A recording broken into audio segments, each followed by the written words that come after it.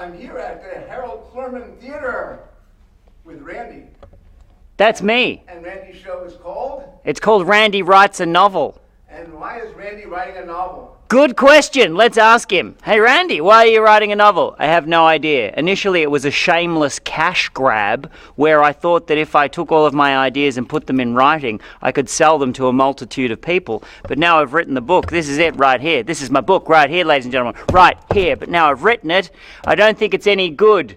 So I'm terrified to let anybody read it. So instead, I've been doing a tour for the past 4 years all over the world, reading sections of the book out to see what the audience reaction is, because I am so desperate for validation constantly, artistically and personally. So I could have published a book, but instead I took the book that I wrote and now I just read passages of it out to unenthusiastic American audiences, which has been an absolute delight. I gotta tell you, you haven't lived until you've done an 8-week season at the Harold Clurman Theater here in New York's famous off-Broadway strip. Wow! Theater Row. Theater Row, what a beautiful building it is. Do you know the history of this building? No.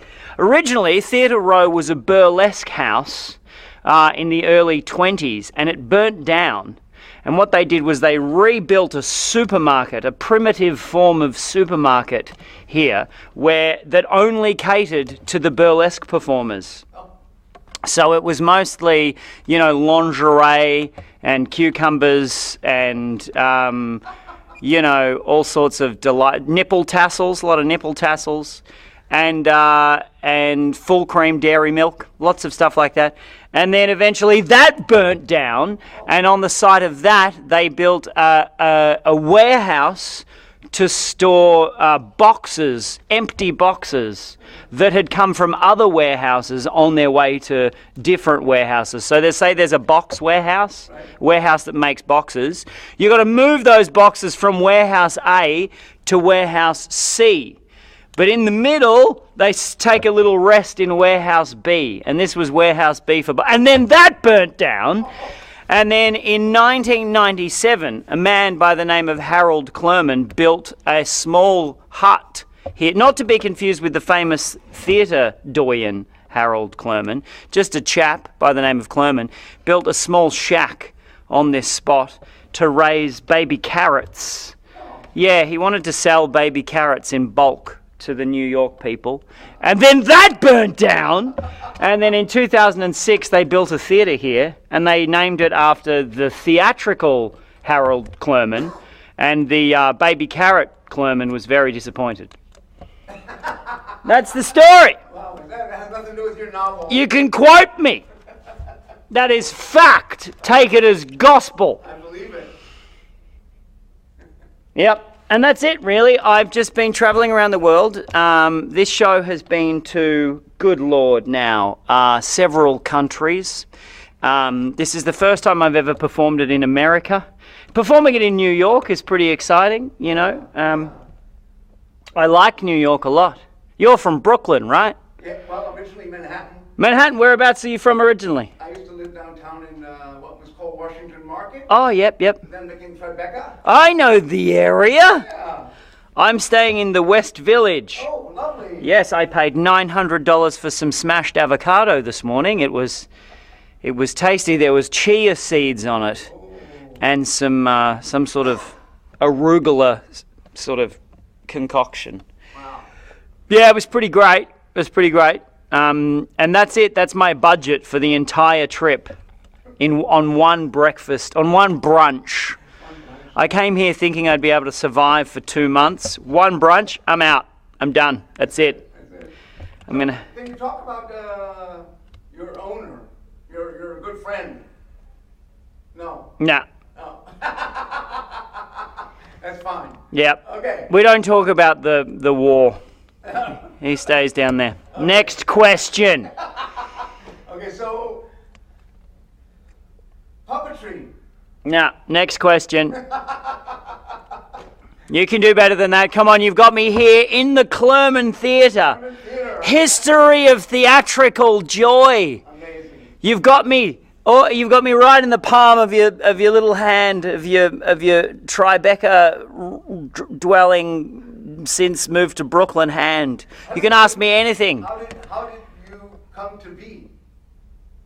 How did I come to be? Oh my God, what an incredible question. About time someone asked a question of that magnitude. Well, let's start at the beginning. For me, anyway, my journey starts probably around 70,000 years ago, I would say, when there were several species of human living on Earth at the same time. Right? And inexplicably, 70,000 years ago, there was something that happened called the cognitive revolution. Are you familiar with this? Yes. Right, so Homo sapiens inexplicably shot to the top of the food chain. Somehow, we're not designed to be at the top of the food chain. We didn't earn our place here. Somehow, skyrocketed to the top of the food chain and then just swept the earth like some sort of crazy human virus. And then, you go through generation to generation to generation to generation, and somehow, by some miraculous series of natural selection, strong genes, fate, chance, all sorts of miraculous occurrences that I can't even begin to fathom. I ended up being born sometime around 1980, which was a good year. If you look at the music charts of that year. We did lose John Lennon that year. Not a good year for that. Apart from that, I appeared, and here I am.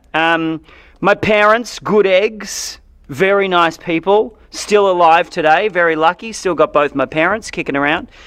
And here I am, for your viewing pleasure, in the Clurman Theater, the home of the baby carrot.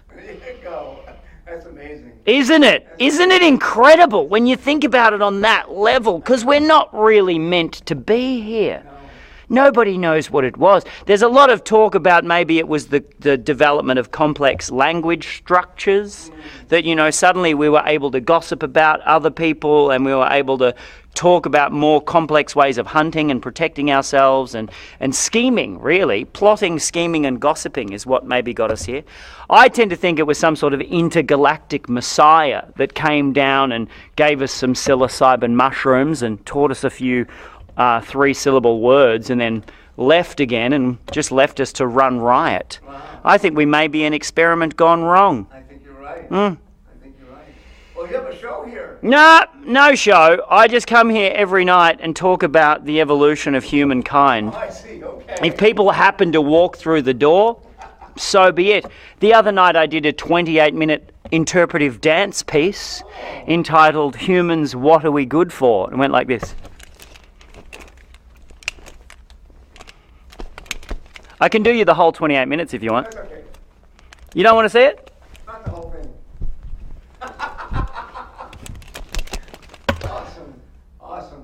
Awesome. Great. That's the review that I was hoping for. I got abysmal, I think is what the New York Times said about that. Oh, well, you've got to keep irons in fires, fingers in pies, my friend. Otherwise, you end up drying up like a creek bed. A dry creek bed, just with a fish just sort of flopping around lifelessly. That's true. So the Harold Clurman Theater on West 42nd Street. Randy writes a novel. Oh my God, that's my show. That's it. You know what? You should really see it. I'm going to see it. You're going to be fascinated, I think, to see what happens in the show. Maybe I'll read the book, maybe I won't. Maybe I'll talk about humankind, maybe I won't. Who knows? But come on down. It's strange to be performing in a city where, I've done this show all over the world, my friend. And this is the first time I felt like an alternative comic. Because I do stand-up comedy and I do narrative comedy shows that are structured, have hopefully some kind of deeper layer of research and meaning behind them. Thoughtful comedy shows, I guess. And this is the first time I've ever performed anywhere where I felt like an alternative comic, like someone just doing something weird and strange on stage that people are just like, what? Is that a good feeling? Why is it? No, it's a horrible feeling. I don't feel like I'm at the cutting edge of comedic humor. I feel like I'm just like pitching something that shouldn't be pitched to a room full of people that don't want to be pitched at. I disagree with that. Well, you haven't been here, my friend, every night in the war zone. I'm in the trenches here, man. Some people really dig it. Some people are having a great time. Some people just would wish they had have bought tickets to SpongeBob SquarePants.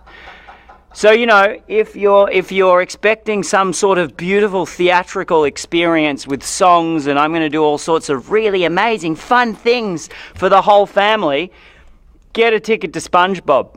Right. If you want to see some deep thinking comedy that's more on the spectrum of anarchistic comedy, perhaps, not necessarily, but it's reasonably digestible. I don't think what I'm doing is particularly challenging or anything, but come ready to laugh. If you want to see a show that makes you laugh, come ready to laugh. Don't come ready to sit there and go, all right, I'm from New York, I've seen everything. You cannot impress me. I don't want to see it. I don't want to hear it. Come going, yay! Someone wrote a show and toured it around the world. It must be good enough to sit through. Let's go to this. Come and see that one. That's a bloody good one. It's called SpongeBob SquarePants. It was nominated for 12 Tony Awards, and it's on at the Theater on... I think it's on the corner of, what is that? It's right at Times Square. Broadway, 45th? 47th maybe? 47th? Something like that, yeah. But your show is here. My show is here in the home of the baby carrot. Harold Clurman Theater. Yes. And Come before the theatre burns down. thank you very much. Thank you, Randy. Oh, it's been an absolute delight. Have a good day. You too. Wah!